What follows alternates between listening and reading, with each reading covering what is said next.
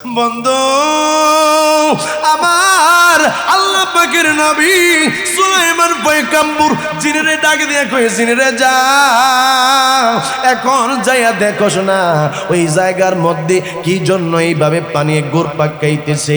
জিনটা বাবা চইলা গেল পানির ভিতরে যাইয়া দেখে বাবা পানির নিচে একটা কুব্বা দেখা যায়, বাবা একটা ঘর দেখা যায়। এই কুব্বার মধ্যে একটা গোলাকৃতির মতো বাবা একটা ঘর সেই জায়গার মধ্যে রয়েছে, আর তার উপরে পানি এইভাবে ঘুর পাকাইতেছে। বন্ধু আল্লাহর পয়গম্বর হযরত সুলাইমান পয়গম্বরের কাছে এই জিনটা যায় কই হুজুর বুঝলাম না যে জায়গার মধ্যে এই পানিটা এইভাবে ঘুর পাকাইতেছে এই জায়গার মধ্যে একটা কুব্বা দেখা যায় হুজুর। আমি কুব্বার চারপাশে ঘুরে আসলাম, আমি এই ঘরটার চারপাশে আমি ঘুরে আমি দেখলাম এটার মধ্যে কোনো কিছু দেখা যায় না। আল্লাহর পয়গম্বর সুলাইমান নবী আবার বাতাসে বলল, বাতাস রে আমার তক্তটা আস্তে আস্তে একটু নিচের দিকে নামা। এইভাবে আল্লাহর কাছে বাবা এবার সুলাইমান আলাইহিস সালাম আল্লাহর কাছে হাত বাড়ায় কয়, আল্লাহ তুমি আমারে এই মুহূর্তে এই লোকটা যেই আমি কুব্বাটা দেখতেছি এই কুব্বার ভিতরে কি আছে এটা জানতে আমার কৌতূহল হয়। এই কুব্বার মধ্যে কি আছে এটা তুমি আমারে জানানোর মতো একটা ব্যবস্থা করে দাও। আল্লাহর পয়গম্বর সুলাইমান বাবা সেই সময় তক্তটা নিচের দিকে নামায়া বাবা যেই জায়গার মধ্যে গুড় পাকাইতে সেই জায়গার মধ্যে তিনি বলতেছে, আল্লাহ আপনি আমারে এই কুব্বার মধ্যে কি আছে আপনি আমারে একটু দেখাইয়া দেন। এই দোয়া করতে দেরি রে ওই কুব্বার মধ্য থেকে বাবা একজন লোক বের হয়ে গেছে রে। তারে জিজ্ঞাসা করে, যুবক তুমি এটার ভিতরে কি করো? ওই যুবক ডাক দিয়া কই, আরে আল্লাহর পয়গম্বর সুলাইমান গো আমি তো এই জায়গার মধ্যে আমার আল্লাহর ইবাদত বন্দেগী করি। জবানটা খুলে কন্যা সুবহানাল্লাহ, চিৎকার মেরে কন্যা ইয়া রাসূলুল্লাহ। কয় তুমি এই জায়গার মধ্যে কেমন করে তুমি আসলা? এই জায়গার মধ্যে তুমি কি খাও? এই জায়গার মধ্যে তুমি কেমন করে বসবাস করো? এই লোকটা ডাক দিয়ে কই, সুলাইমান নবী গো আমি তো এই জায়গার মধ্যে আসতে চাই নাই, আমারে তো আপনি চিনেন না, আমার ব্যাপারে তো আপনি জানেন না। আমি হইলাম একজন মার পাগল, আমি হইলাম একজন বাবার পাগল। হুজুর গো আমার মার একটা মাত্র সন্তান ছিলাম আমি, আমার মার কোনো কিছু প্রয়োজন হইলে আমি আমার মার প্রয়োজনগুলা মিটাইয়া দিতাম। আমার মার কেবাব আমার মার সেবাই আমি করতাম, আমার বাবার সেবাই আমি করতাম। আমার বাবা মারা গেলে আমার মা একা হয়ে গেল, আমার মা আস্তে আস্তে দুর্বল হয়ে গেছে। দুর্বল হওয়ার পরেও আমি আমার মার সেবা যত্ন করতাম। হুজুর গো আমার মায়ের দেখি আমার মা কুজো হয়ে গেছে, হাইটা চলতে পারে না। আমার মা কোন জায়গার মধ্যে যদি যাইতে চাইতো সেই সময় আমি আমার মায়ের এই কাদের মধ্যে করে সেই জায়গার মধ্যে নিয়ে যাইতাম। আমার মা আমার সেবা পায়া রে আল্লাহর কাছে হাত বাড়ায় কয়, আল্লাহ যুবকেরা জবানটা খুলে কও না আল্লাহ, চিৎকার মেরে কও আল্লাহ, আল্লাহ আমার সন্তান রে তুমি আসমানের মধ্যে উঠায়ও না, আল্লাহ জমিনের মধ্যেও তুমি রাখো না, এমন একটা জায়গার মধ্যে তুমি তারে নিয়ে যাও আল্লাহ যেই জায়গার মধ্যে তার কোনো কষ্ট হবে না। আল্লাহ পাকের কাছে এই লোকটা দোয়া করলো, এই মহিলাটা দোয়া করলো।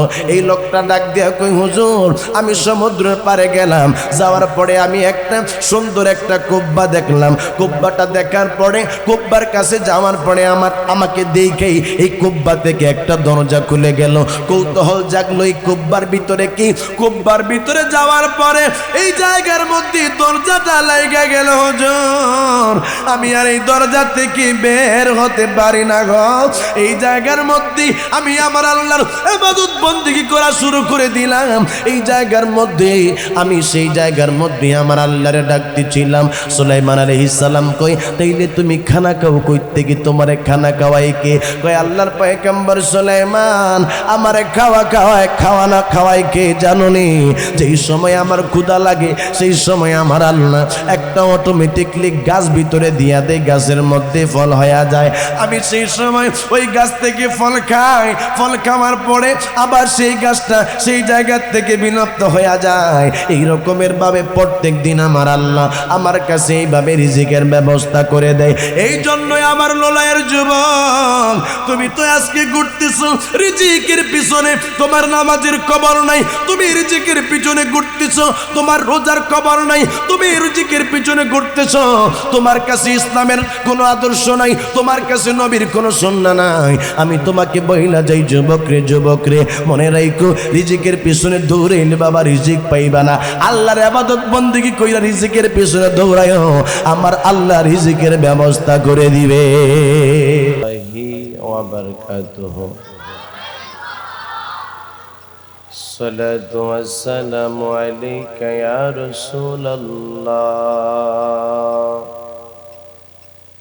الصلاة والسلام عليك يا حبيب الله،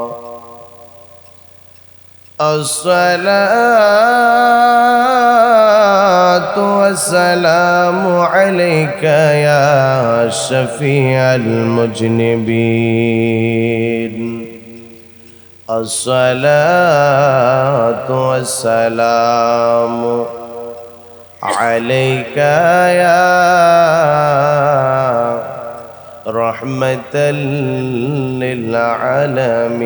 للعالمين.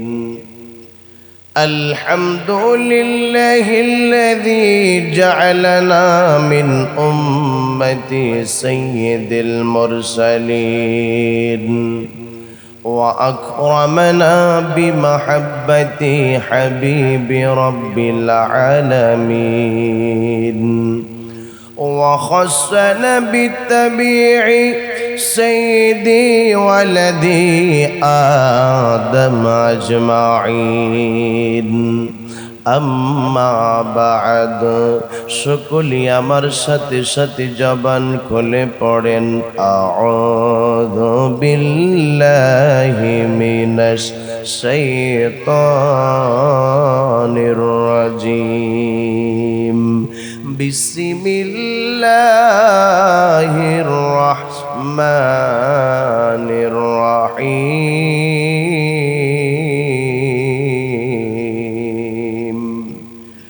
وإنك لعلى خلق عظيم، صدق الله المولانا العظيم وصدق رسوله النبي الحبيب الكريم، ونحن على ذلك من الشاهدين والشاكرين، والحمد لله رب العالمين.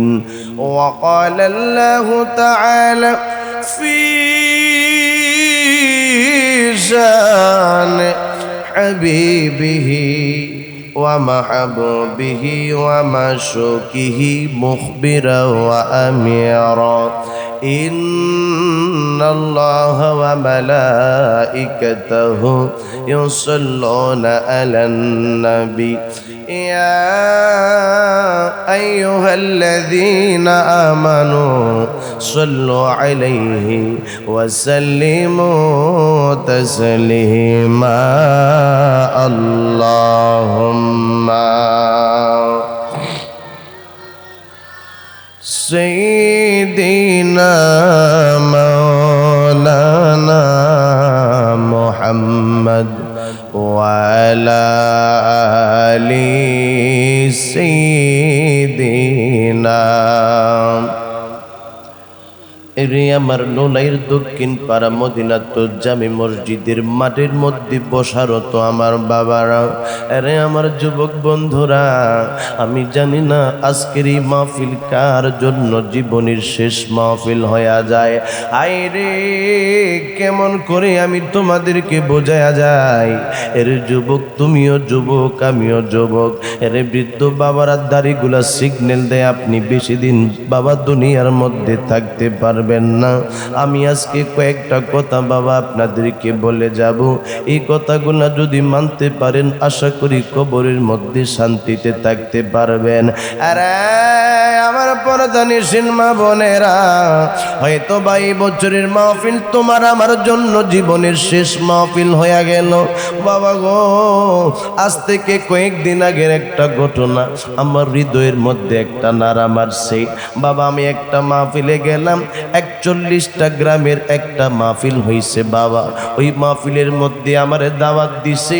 41টা গ্রামের একটা কবরস্থানের উদ্যোগে মাহফিল ছিল। আমি আলোচনা করতেছিলাম, আলোচনা শেষ করে যখন আমি বাহির হইলাম, আমি দেখি কিছু মানুষ একটা খাটিয়ার মধ্যে ঘুরে লাশ লয়ারে মা ওই কবরস্থানের মধ্যে হাজির হয়ে গেছে। আরে আব্বুজি, কে জানতো এই বছর তার বাবা থাকবে না? আরে আমার যুবকের দল, এই বছর মাহফিলের মধ্যে বসেছো, হয়তো বা আগামী বছর কবরের মধ্যে তোমাকে শায়িত হতে হবে। এই জন্য আমার বাবারা, আমার আল্লাহ দুনিয়ার মধ্যে আপনারে আমার হায়াতের বাজেট কম দিয়ে আল্লাহ পাঠাইছে। যেই কোনো সময় আজরাইল আসতে পারে বাজান, হায়াতের কোনো গ্যারান্টি নাই। আরে আব্বু, আজকে সকালবেলা আমার এক আঙ্কেল ফোন দিয়ে কয়, কাকা ওই জায়গার মধ্যে আলম নামের একজন লোক আপনারে খুব মহব্বত করতো, লোকটা মারা গেছে। আমি আমার আব্বার সাথে আলোচনা করলাম, আব্বা গো, লোকটার তো দাড়িও ঠিকঠাক মতো পাকে নাই, লোকটার তো বয়স হয় না, ছেলে মেয়েগুলারও বিবাহ দিতে পারে নাই। আমার আব্বা কয়, হ্যাঁ, ছেলেটা আসলে বয়স অনেক কম পাইছে। বাবা গো, এই দেশের মধ্যে এমনের কত মানুষ আছে যারা মেয়ের বিবাহ দিতে পারে নাই। মেয়ের বিবাহ দেওয়ার আগে আমার আল্লাহ আজরাইল পাঠাইয়া দিছে। আরে আব্বা আমার, আরে লোলাইয়ের যুবক, কত যুবক তোমার চোখের সামনে পড়েছে, আমার চোখের সামনে পড়েছে, ছেলে বিবাহ করতে পারে নাই, ছেলেটার কাছে আল্লাহ আজরাইল পাঠাইছে। এমন অনেক যুবককে আমি দেখেছি, বিবাহ করেছি, বাসর করতে পারে নাই, আমার আল্লাহ আজরাইল পাঠাইয়া দিছে। আব্বরে, এমন অনেক ঘটনা আপনাদের দেশের মধ্যে হয়। বাবারে, মা আছে, বাবা আছে, ছেলে নাই রে, ছেলে নাই। এই রকমের ঘটনা আপনাদের লোলাইয়ের মধ্যে আছে না নাই? আরে আমার যুবক বাবারা, আমি অল্প সময় কথা বলে যাব, তোমাদেরকে উপলক্ষ করে আমার সাথে একটু আওয়াজ দিবা। আরে আমার বাবারা, যেই কবরের মধ্যে তুমি আর আমি যাব, এই কবরের মধ্যে তোমার আমার মা যাবে না, এই কবরের মধ্যে তোমার আমার ভাই যাবে না, বন্ধু যাবে না।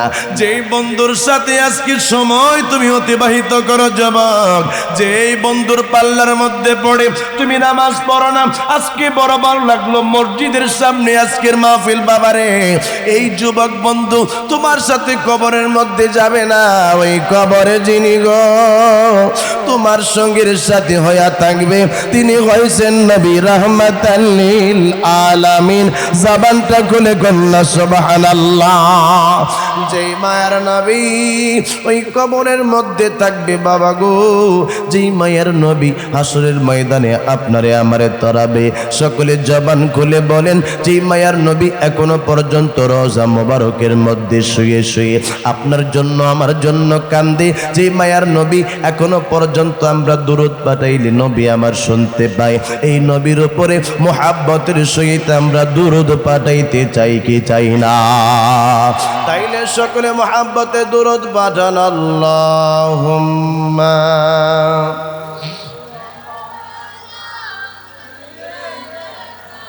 মাওলানা মুহাম্মদ ওয়া আলা আলি সাইয়্যিদিনা।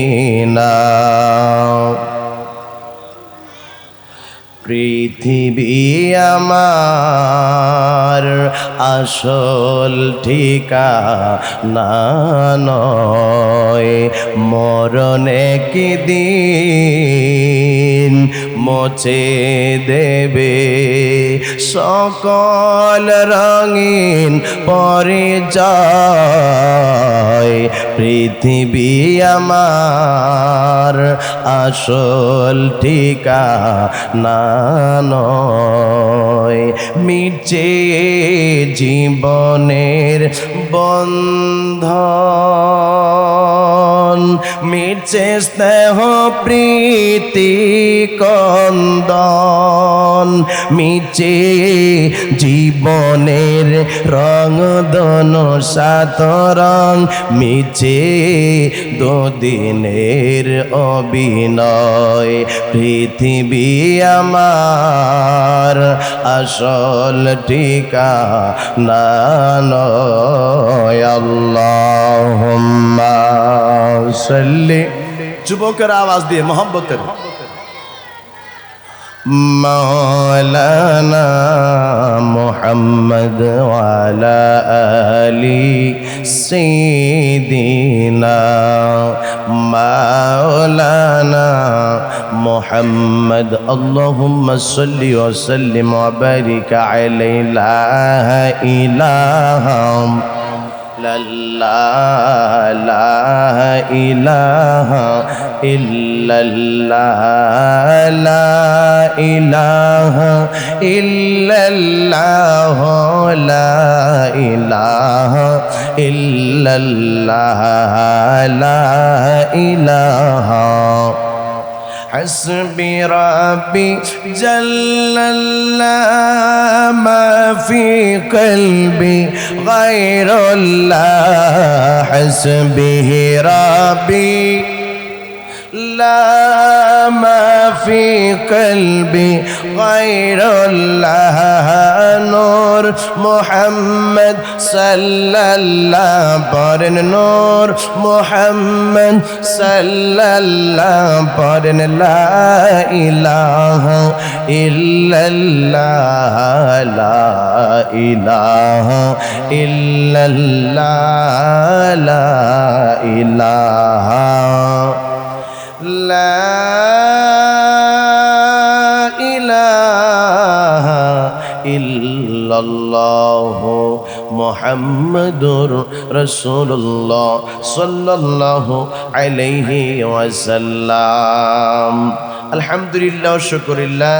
লোলই দক্ষিণ পাড়া মদিনাতুন নূর জামে মসজিদের উদ্যোগী অষ্টম বার্ষিক ওয়াজ ও দর মাহফিলের সম্মানিত সভাপতি জনাব মোহাম্মদ আব্দুর রহিম সাহেব, উপদেষ্টা অত্র মসজিদ ও বিশিষ্ট সমাজসেবক নোলাই, বিশেষ করে আজকের মাহফিলের সম্মানিত প্রধান অতিথি আমার অত্যন্ত মহাব্বতের ভাই জনাব মনির হোসেন ডালিম সাহেব, সভাপতি বাগমারা উত্তর ইউনিয়ন বিএনপি, আজকের মাহফিলের সম্মানিত বিশেষ অতিথি জনাব আসলাম মজুমদার সাহেব, যুগ্ম আহ্বায়ক লালমাই উপজেলা বিএনপি, আজকের মাহফিলের সম্মানিত আমন্ত্রিত অতিথিবৃন্দ সহ উপস্থিত আমার পূর্বক্ষণ যিনি আপনাদের সামনে অত্যন্ত চমৎকারভাবে কোরআন ও সুন্নাহ থেকে আলোচনা করেছেন, জনাব হযরতুল আল্লামা মাওলানা পীর মুফতি দেলাওয়ার হোসেন মুজাহিদি সাহেব, মুজাহিদিয়া ওয়াহিদিয়া দরবার শরীফ, বরকই পূর্বপাড়া, চান্দিনা,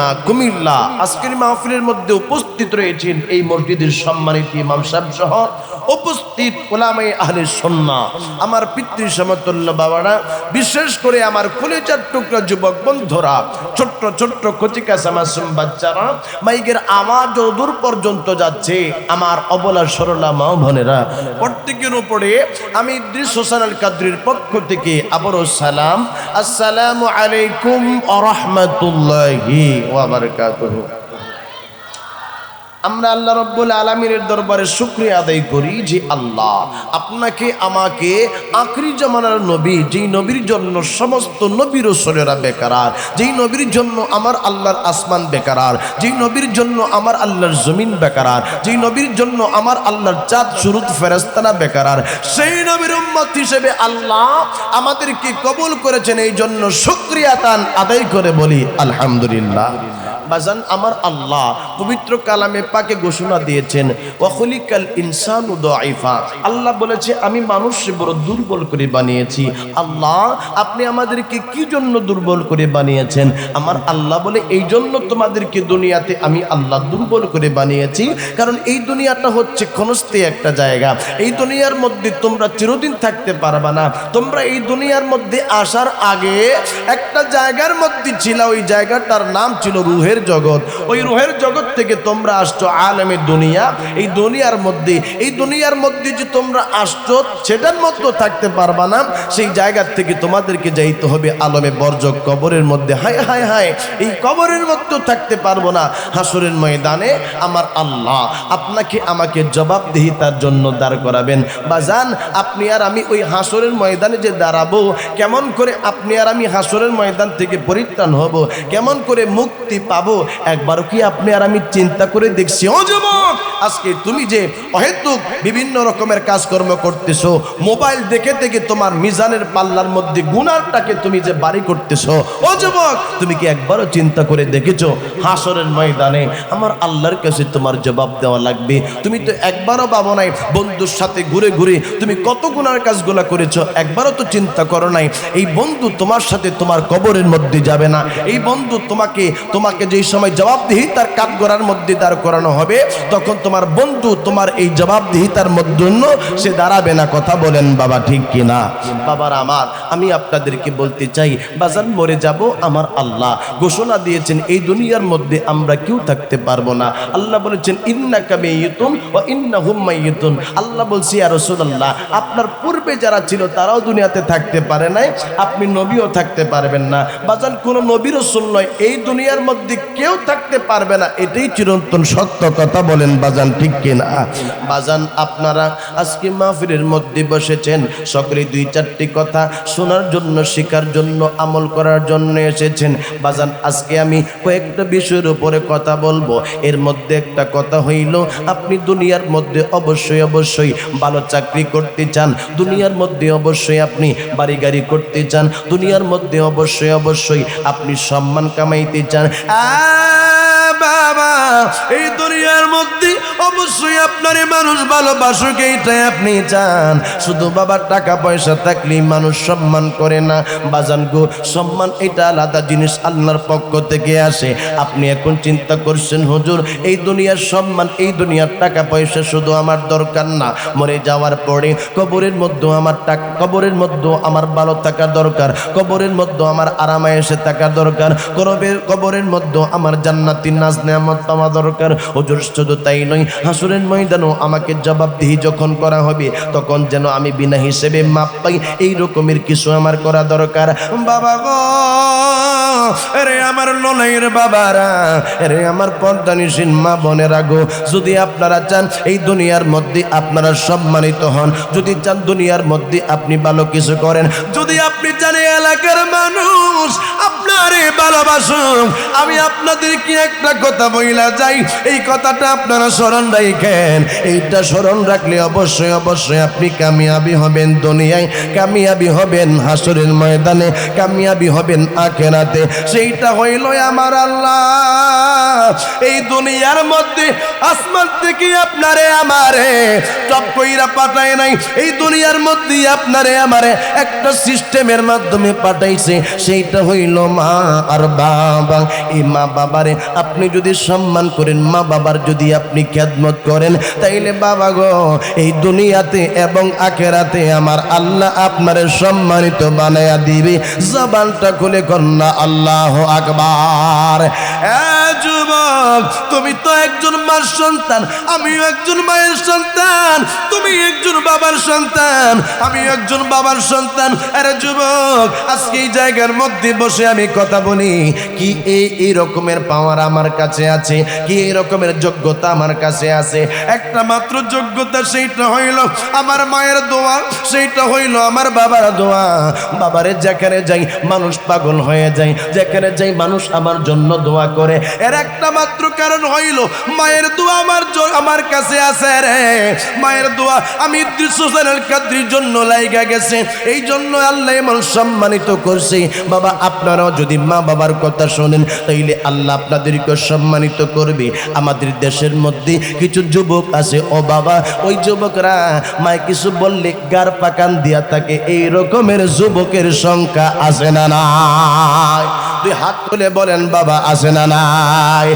এই জন্য বাবা তোমাদেরকে আমি বলে যাই, আল্লাহর একজন পয়গম্বর হযরত সুলাইমান আলাইহিস সালাম, যারে আমার আল্লাহ রে এমন পাওয়ার দিয়েছে, এই সুলাইমান পয়গম্বর বাতাস যদি কইতো বাতাস রে, আরে বাতাস তুই আমারে অমুক জায়গার মধ্যে নিয়ে যা, এই কথাটা সুলাইমান আলাইহিস সালাম বললে আমার আল্লাহ সুলাইমান আলাইহিস সালামের এই কথার মাধ্যমে বাজান আমার আল্লাহ এই বাতাস এই পশু পাখি সব কিছুরে আমার আল্লাহ তার বশবর্তী করে দিয়েছেন।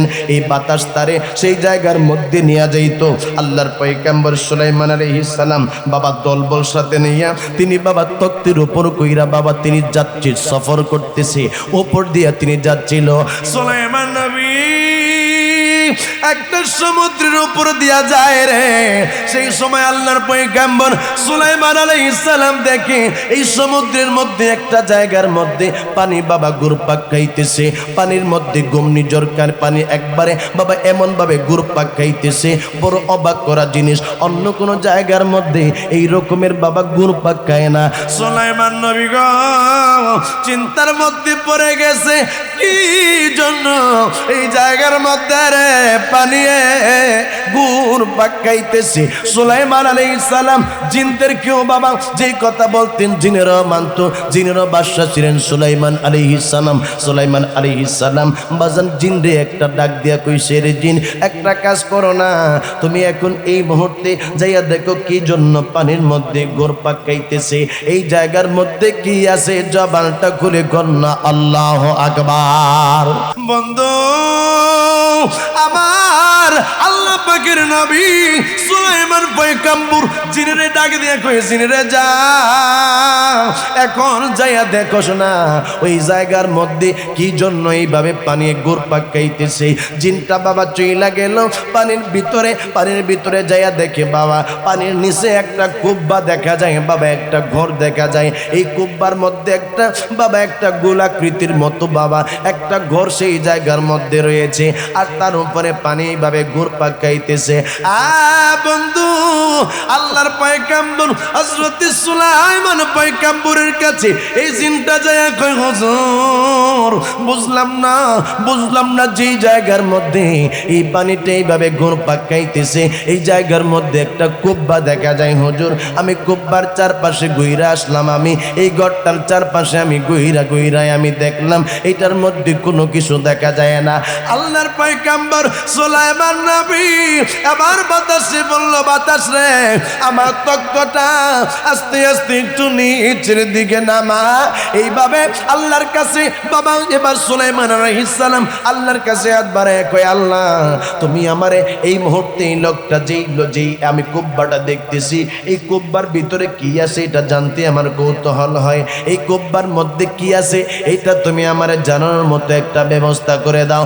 আল্লাহর পয়গম্বর সুলাইমান বাবা সেই সময় তক্তটা নিচের দিকে নামায়া বাবা যেই জায়গার মধ্যে ঘুরপাক খাইতে সেই জায়গার মধ্যে তিনি বলতেছে, আল্লাহ আপনি আমারে এই কুব্বার মধ্যে কি আছে আপনি আমারে একটু দেখাইয়া দেন।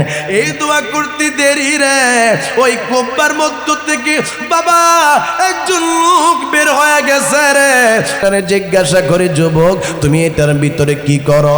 ওই যুবক ডাক দিয়া কই, আরে আল্লাহর পয়গম্বর সুলাইমান গো আমি তো এই জায়গার মধ্যে আমার আল্লাহর ইবাদত বন্দেগী করি।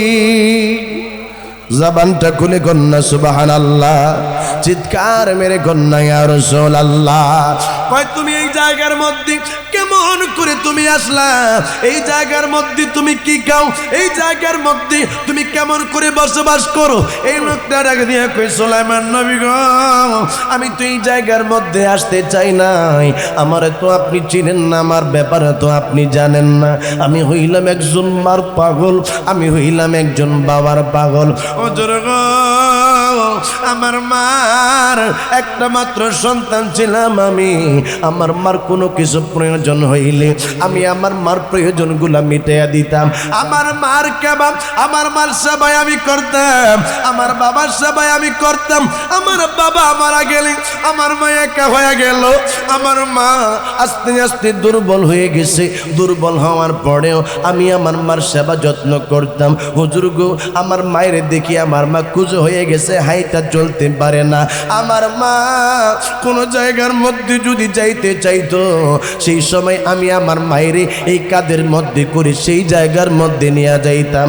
আমার মা আমার সেবা পায়া রে আল্লাহর কাছে হাত বাড়ায় কয় আল্লাহ, যুবকেরা জবানটা খুলে কও না আল্লাহ, চিৎকার মেরে কও আল্লাহ, আল্লাহ আমার সন্তান রে তুমি আসমানের মধ্যে উঠায়ও না, আল্লাহ জমিনের মধ্যেও তুমি রাখো না, এমন একটা জায়গার মধ্যে তুমি তারে নিয়ে যাও আল্লাহ, যেই জায়গার মধ্যে তার কোনো কষ্ট হবে না।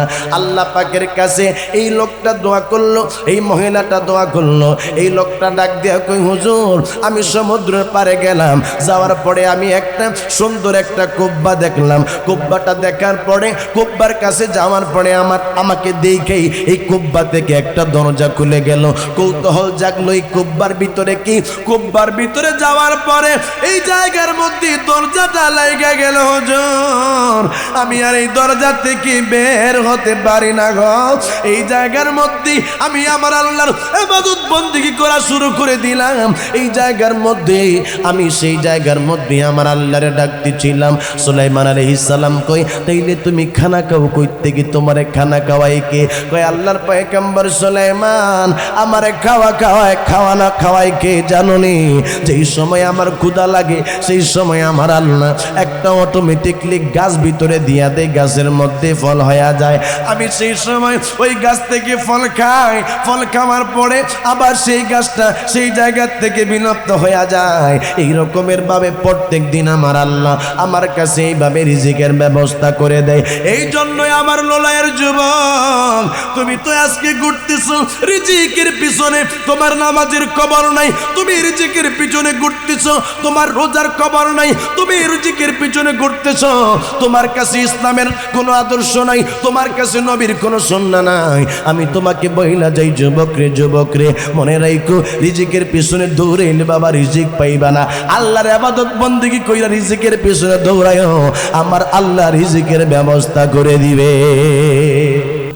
কথা বলেন বাবা ঠিক কিনা? যুবক বন্ধুরা বলেন ঠিক কিনা?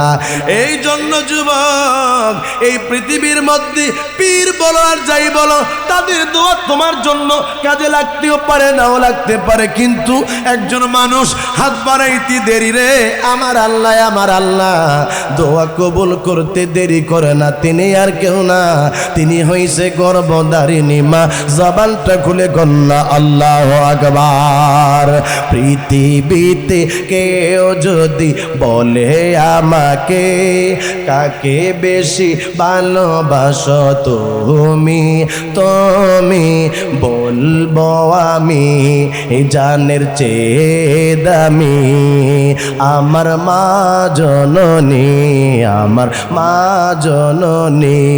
ভালোবাসি বড়ই ভালোবাসি, দেখিতে মা এর মুখ ছোটে ছোটে আসি। কথা বলেন ঠিক কিনা? কেমনি তোরে বুঝাই যুবক, তুমি বিবাহ শাদী করার পরে তুমি আলাদা হয়ে গেলা, তুমি তোমার ভবিষ্যৎ নিয়ে চিন্তা করা শুরু করে দিলা, তোমার সন্তানের ভবিষ্যৎ চিন্তা করা, তোমার সন্তানের ভবিষ্যৎ কিভাবে করা যায় এইটা নিয়ে চিন্তা করা শুরু করে দিলা। তোমার বিবিও তোমারে কই তুমি যে ইনকাম করো, ইনকামের টাকা সংসারের মধ্যে লাগাইয়া দিতেছ, আমাদের কি কোনো ভবিষ্যৎ নাই? আরে যুবক, তুমি তোমার বিবির কথা শুই না তুমি আলাদা হয়ে গেছো, তুমি তো একটা বারো চিন্তা করলা না তোমারে তোমার মা তোমার ভবিষ্যতের কথা চিন্তা কইরাই তোমার মা তোমারে পড়াশোনা করাইছে, ভবিষ্যতের কথা চিন্তা করি তোমার মা তোমারে লেট কইরা চাকরি পাওয়া তারপরে বিবাহ শাদী করাইছে, তোমার মা তোমার বাবা তোমার ভবিষ্যতের কথা চিন্তা করে তোমার জন্য একটা বাড়ি বানাইছে, ঘর বানাইছে। যুবক, আজকে তুমি সেই মায়েরে সেই বাবারে আলাদা করে দিয়েছ, ভবিষ্যতের কথা চিন্তা করে মনে রাখো, মনে রাখো তোমার ভবিষ্যৎ কোনো ভালো ভবিষ্যৎ হইতে পারে না। জবানটা খুলে বলেন ঠিক কিনা?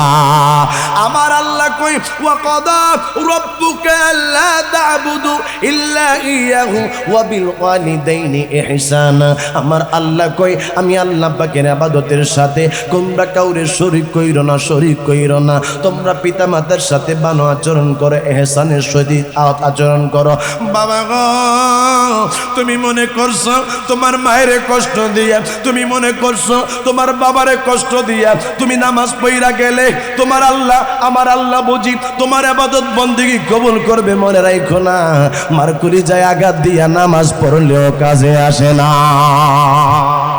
কথা বলেন ঠিক কিনা? মার কলেজার মধ্যে আঘাত দিয়া, বাবারে গালি দিয়া, মসজিদের মধ্যে নয় খানায় কাবার মধ্যে হজ করতে গেল, এই হজ আমার আল্লাহর দরবারে কবুল হয় না। দুই হাত তুলে বলেন ঠিক কিনা?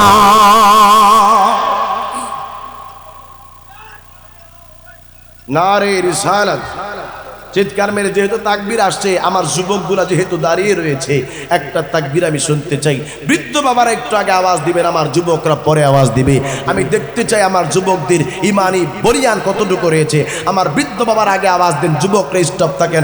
নারে তাকবীর। বুড়া মানুষ তো বুঝেনই তো, এরা মাঠে ঘাটে কাজ করে দুর্বল হয়ে গেছে গা, যৌবন টবন শেষ হয়ে গেছে গা বাজান, এই জন্য যদ্দুর আসিল দিছে। সমস্যা নাই, আমার বৃদ্ধ বাবার একটু স্টপ থাকুক, আমার যুবক বন্ধুর একটা আওয়াজ দিতে হবে। আজকের এই আওয়াজ যেন সোনার মদিনা পর্যন্ত পৌঁছায়, আজকের এই আওয়াজ যেন আমার মাওলা পাকের আরশ আজিম পর্যন্ত পৌঁছায়, এই রকমের একটা তাকবীর দিতে হবে।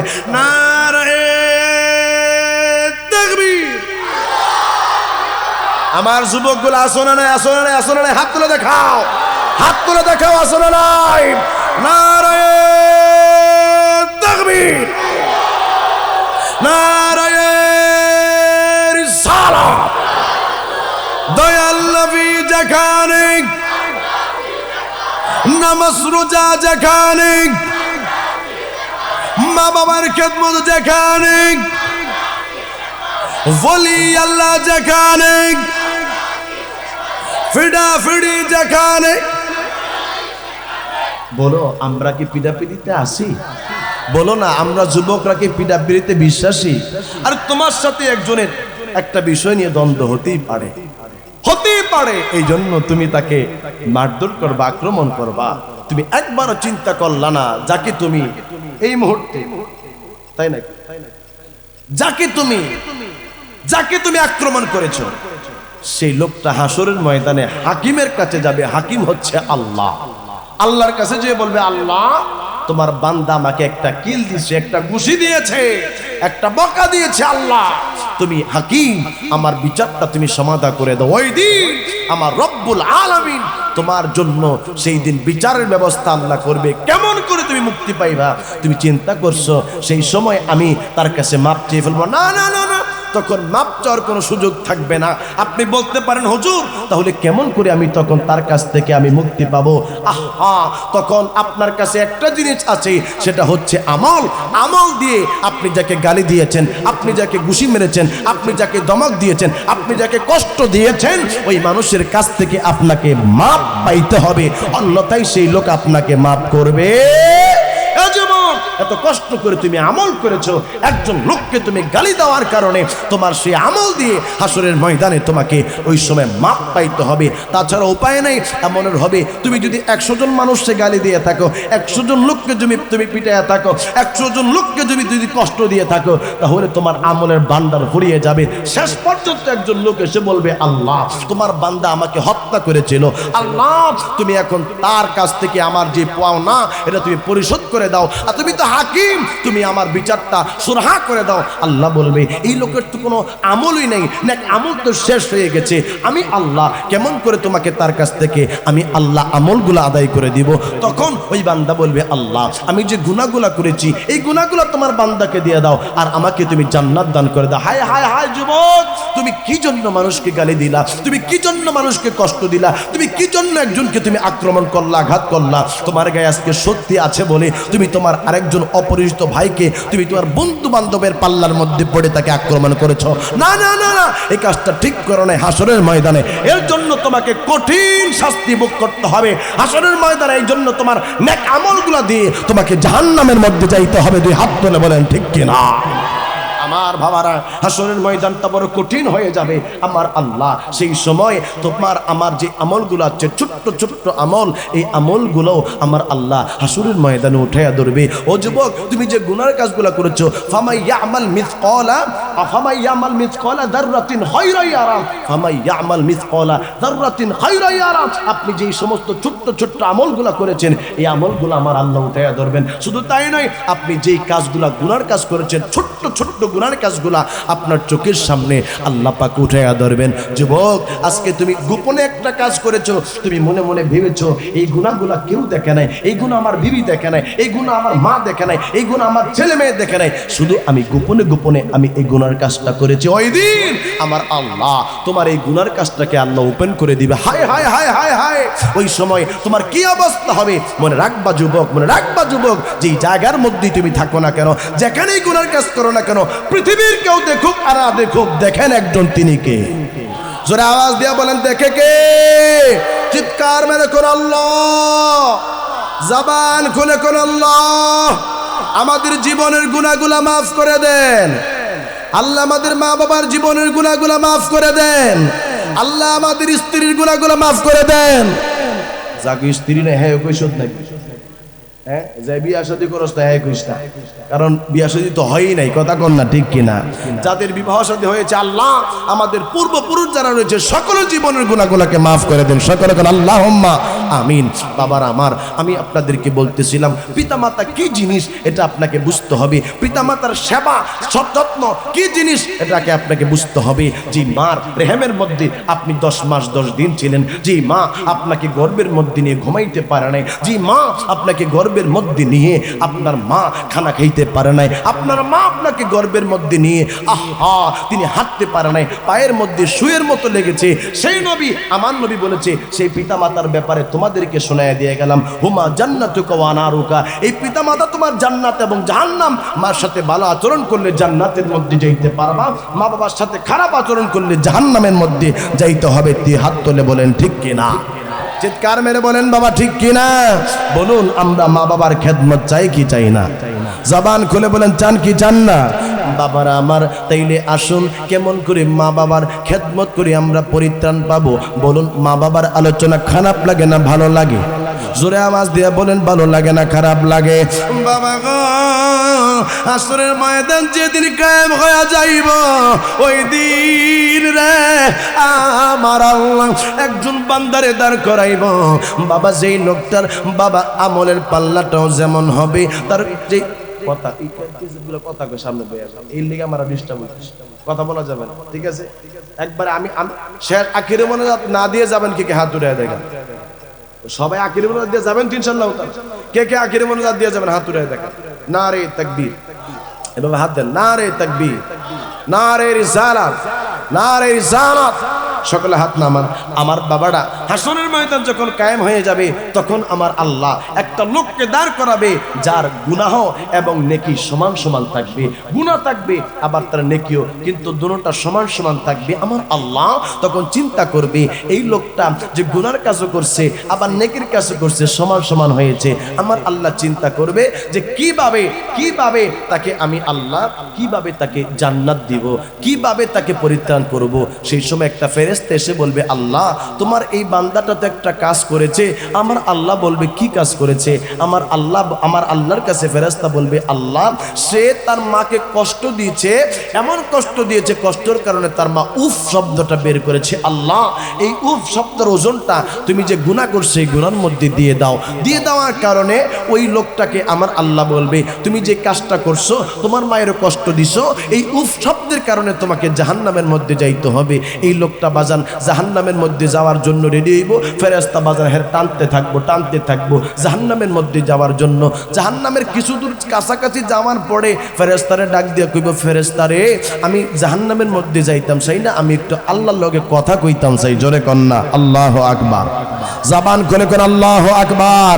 ওই লোকটা ডাক দিয়া বলবি, ফেরেশতারে আয় আমার আল্লাহর কাছে আমার নিয়ে আয়, আমি আমার আল্লাহর সাথে একটু কথা বলবো। ফেরেশতা সেই সময় বান্দাটারে আমার আল্লাহর কাছে বাবা নিয়ে যাবে।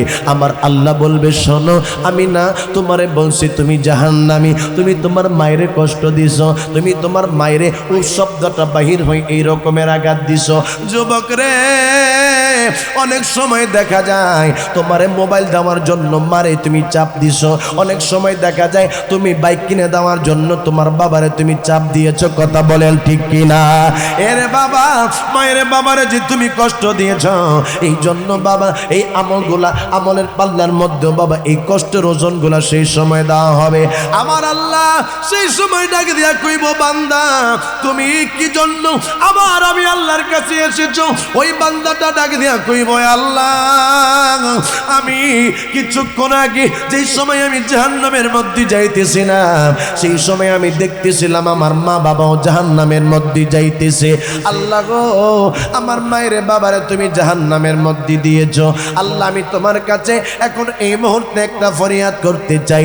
আমার আল্লাহ বলবে, কি ফরিয়াদ? ওই সময় সন্তানটা ডাক দিয়ে কইব, আল্লাহ আমার মা আমার বাবা দুনিয়ার মধ্যে যে গুনার কাজগুলা করেছে সেইগুলোর জন্য আমার মায়ের বাবারে আপনি জাহান্নামের মধ্যে দিয়েছেন। আল্লাহ সেই গুনাহগুলো আমি সন্তানরে দিয়ে দেন, আমার মায়ের বাবারে আপনি জান্নাত দান করে দেন। ওই সময় আমার আল্লাহ রহমানুর রহিম, আমার আল্লাহ কেমন দয়াবান রে, আপনি তো জানেন না বাবা গো। হাসরের ময়দানে পর্যন্ত মা বাবারে ভালোবাসলে, মা বাবার অনুগত্য করলে, মা বাবার সঙ্গে থাকলে, মা বাবার কথা স্মরণ থাকলে আমার আল্লাহ আপনারে জান্নাত দান করে দিবে। আরে আমার যুবকের দলেরা আজকে ম্যাক্সিমাম যুবক আমি আজকে মাহফিলের মধ্যে দেখতেছি। এই জন্য মায়ের বাবারে তুমি যদি বাবা সুন্দর আচরণ করো, মার সাথে যদি হাসি মুখে তুমি কথা বলো, তাইলে তুমি আমার আল্লাহর দয়া পাইবা। আমার আল্লাহ ওই যুবকরে ডাকে দিয়ে কইব, যুবক রে তুই কি তাইলে তোর মা বাবার জীবনের গুনাহগুলান্ডি নিয়ে জাহান্নামের মধ্যে যাইতে চাস? আল্লাহ গো এই দুনিয়ার মধ্যে আমি তো আমার মায়ের কষ্ট দিয়ে ফেলাইছি। আল্লাহ আমি আর এখন চাই নাই আমার মা বাবা জাহান্নামের মধ্যে যায় কোনো কষ্ট করুক। আমার আল্লাহ একটা মুস্কি হাসি দিয়া কইব, বান্দা ও বান্দা আয় আমার কাছে আয়। আমার আল্লাহ কইব, আমি আল্লাহ সুন্দর আচরণ করার কারণে আমি আল্লাহ তোর উপরে রাজি হয়ে গেলাম, তোর উপরে সন্তুষ্ট হয়ে গেলাম। আমি আল্লাহ বলেছি লা তাকনাতু মির রাহমাতিল্লাহ, আমি আল্লাহর রহমত থেকে বঞ্চিত হইস না। যারে আমি আল্লাহ তোর মায়ের বাবারে হাসরের ময়দানে মহব্বত করার কারণে আমি আল্লাহ তোর জীবনের গুনাহ মাফ করে দিলাম, তোর মা বাবার জীবনের গুনাহ মাফ করে দিলাম। যা যা তোর মায়ের বাবারে লইয়া আমি আল্লাহর জান্নাতের মধ্যে চলে যা। মায়ের একদার দুধের দাম কাটিয়া গায়ের জাম, মায়ের একদার দুধের দাম, মায়ের একদার দুধের দাম দাম কাটিয়া গায়ের চাম পাপস বানাইলো ঋণের শোধ হবে না এমন দরদি ভাবে কেউ হবে না আমার মা মা গো জবানটা খুলে কন্যা মা আরেকটা আওয়াজ দিয়া কন্যা মা বলুন মা ডাকলে ভালো লাগে না খারাপ লাগে আইরে যার বাড়ির মধ্যে মা নাই সে জানে মা হারা কত বেতারে যেই লোকটার মা নাই রে সে তো বোঝে মায়ের হারায়া সে কি কষ্টের মধ্যে আছে যেই লোকটা মায়ের হারায় আজকে মাহফিলের মধ্যে বসছে রে যুবক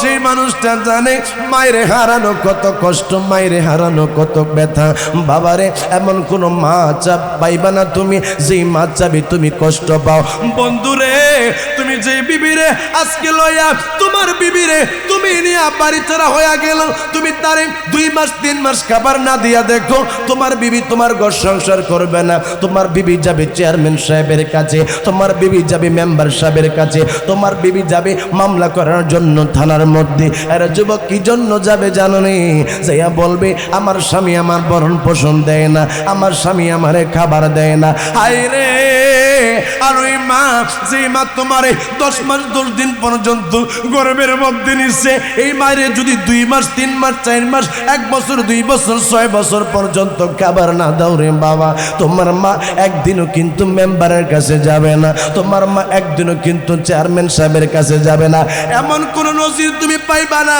পৃথিবীর ইতিহাসে যুবক আমি ইদ্রিস হোসেন আল কাদরি তোমার লিখিত দিতে পারি একজন মা তার মধ্যে যে মামলা করছে ও পুলিশ অফিসার আমার পোলায় আমার খাবার দেয় না আমার পোলাটারে আপনি জেলের মধ্যে দইরা নিয়ে আসেন রে আমার বাবার রে আমার লোলাইয়ের যুবক বন্ধুরা এই জন্য তুমি এখনো বুঝলা না কে আপন কে পর তুমি এখনো বুঝলা না তোমার মায়ের যে মোহাব্বত করা লাগবে মায়ের যে খাবার দেওয়া লাগবে মার যে বরণ পোষণ করা লাগবে শুধুমাত্র তুমি রঙের বিলি পাইয়া তুমি যে ডং করতেছো মনে রাখো আমার আল্লাহর দ্বারা বড় কঠিন দ্বারা একটা সময় বাবা বিপদের মধ্যে পড়লে বাবা বিবি অনেক সময় চলে যায় এমন ঘটনা আছে কিন্তু সন্তান যত বিপদের মধ্যে পড়ুক মা সন্তানরে চাইরা গেছে এমনের ঘটনা পাওয়া যায় না চিৎকার মেরে বলেন ঠিক কিনা মায়ের একদার দুধের দাম কাটিয়া গায়ের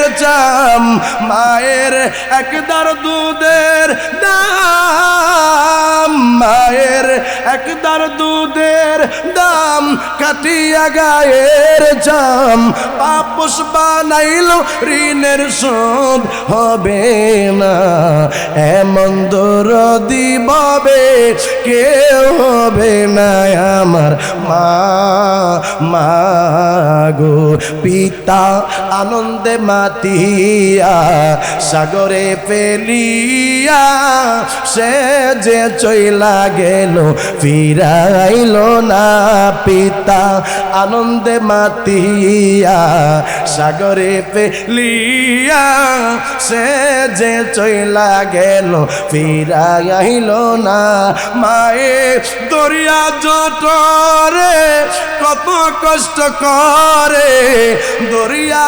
জটরে মায়ে দরিয়া জটরে কত কষ্ট করে 10 মাস 10 দিন পরে পাইল বেদনা এমন দরদি ভাবে কেউ হবে না আমার মা মা গো কথা বলেন বাবা ঠিক কিনা কেমন করে বুঝা যায় রে কেমন করে তোমাদেরকে আমি শোনা যাই মাইরে বাবারে কষ্ট দিলে রে বাবা তোমার কিন্তু বাবার সামনে ভবিষ্যৎ অন্ধকার বাবা গো আমার নবীর একজন সাহাবী হযরতে আবু হুরায়রা রাদিয়াল্লাহু তাআলা আনহু বাবা তিনি আমার নবীর একজন পাগল সাহাবী ছিল তিনার মা তিনি বাবা বিধর্মী ছিল তিনার বাইরে মাঝে মাঝে কইতো মা গো আমি মায়ের নবীরে বড় মহব্বত করি আমার মায়ের নবীর আমি বড় পাগল মা তারে বাজান আমার নবীর কাছে যাইতে দিত না আমার নবীর কাছে গেলে গালিগালাজ করত, আমার মায়ের নবীর কাছে গেলে বাবা হযরতে আবু হুরায়রারে মারধর করত। আবু হুরায়রা আমার মায়ের নবীর কাছে আইসা রে মাঝে মাঝে কইতো, ইয়া রাসূলুল্লাহ, ইয়া হাবিবাল্লাহ, নবী গো, আমার মার কাছে আমি যেই সময় থাকি আপনার কাছে আসতে চাইনি আমার মা আমারে মারে, আমার মা আমারে বকা দেয়, আমার মাই কই আপনার কাছে না আসার জন্য। ইয়া রাসূলুল্লাহ, আপনি বলেন না, আমি কি আমার মায়ের কোনো কিছু বলবো নি? আমি কি আমার মাই যে আমারে মারে, আমার মাই যে আমারে বকা দেয়, আমি কি সেইগুলোর প্রতিবাদ করবো নি? আমার নবী ডাক দিয়ে কইয়া বলায় রে, না না, তোমার মার কোনো প্রতিবাদ করা যাবে না, তোমার মার মুখের উপরে কোনো কথা বলা যাবে না। তোমার মা যদিও সে বিধর্মী, তোমার তো 10 মাস 10 দিন তোমার গর্ভের মধ্যে লইছে, তোমারে তো তোমার মা বুকে দুধ খাওয়াইছে, তোমার মা তো তোমারে বরণ পোষণ করছে, লালন পালন করছে। আবু হুরায়রা, তোমার এই মায়ের তুমি কষ্ট দিতে পারো না, না না, এইটা ইসলাম সাপোর্ট করে না। আবু হুরায়রা বলেন, একদিন আমি গো বাড়ি থেকে আমার মায়ের নবীর কাছে আসবো, আমার নবীরে না দেখলে তো আমার ভালো লাগে না, ভালো লাগে না। আমার মায়া আমারে কই কই যাস? আমি বলছি নবীর কাছে যাব। আমার মা আমার সামনে আমার নবীরে গালিগালাজ শুরু করে দিয়েছে। আবু হুরায়রা কয়, আমার মা আমার অনেকক্ষণ পর্যন্ত গালিগালাজ করছে, আমার কাছে তেমন কষ্ট লাগে নাই। যখন আমার প্রাণের নবী, আমার জানের নবী, আমার কলিজার টুকরা নবীরে গালিগালাজ করা শুরু করছে, আমি আবু হুরায়রার হৃদয়ের মধ্যে লাগছে, আমার কাছে কষ্ট অনুভব হয়েছে। আমি আবু হুরায়রা সেই সময় আমার নবী তু জাহানের বাদশা নবী গো রাহমাতুল লিল আলামিনের দরবারে যায় কইয়া, রাসূলুল্লাহ, আমার মা আমারে গালি দেয়, আমার মা আমারে বকে, ও মায়ের নবী, আমার কাছে কষ্ট লাগে না? আপনি বলেছেন আমার মার সাথে যেন আমি খারাপ আচরণ না করি। নবী গো, নবী গো, আমার মা আপনি রাহমাতুল লিল আলামিন আজকে গালি দিয়েছে। হুজুর, সব সহ্য করতে পারি রে, কিন্তু আপনি নবীর যে গালি দিল আমার মা, আমি এইটা সহ্য করতে পারি না।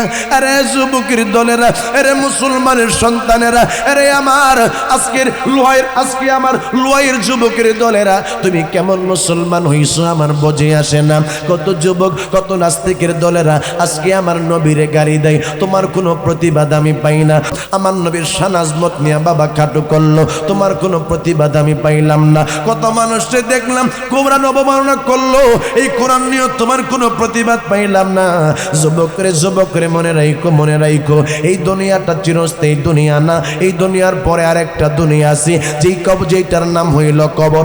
ওই কবরের মধ্যে যদি তুমি শান্তিতে থাকতে চাও, তাইলে দুনিয়ার মধ্যে ঈমানটা মজবুত করে নাও। আমার আল্লাহ বলেছেন, হাক্কা তুকাতিহি ওয়ালা তামুতুন্না ইল্লা ওয়া আনতুম মুসলিমুন। আমার আল্লাহ কই প্রকৃত মুসলমান না হইয়া কবরের মধ্যে আইসো না, কবরের মধ্যে আইসো না। কারণ হইল তোমরা জানো না কবরের খবর বেশি ভালো না।